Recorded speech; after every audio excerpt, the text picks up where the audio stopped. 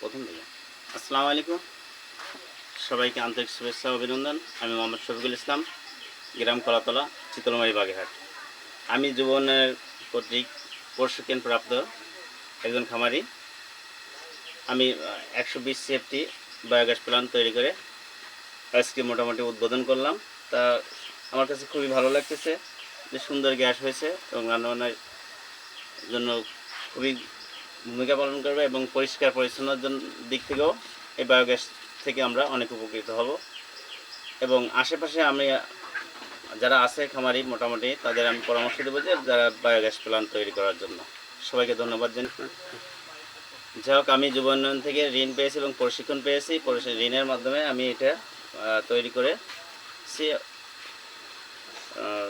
সবাইকে আমি পরামর্শ দেবো যাতে যুব উন্নয়নের প্রশিক্ষণ নিয়ে যুব উন্নয়ন থেকে সরকারিভাবে সহযোগিতা নিয়ে সকলেই এই বায়োগ্যাস প্ল্যান্ট তৈরি করেন।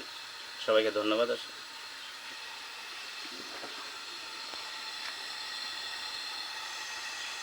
অন্ধকারের ভালো দেয়, আমি তো জ্বালাইছিলাম রাত্রে।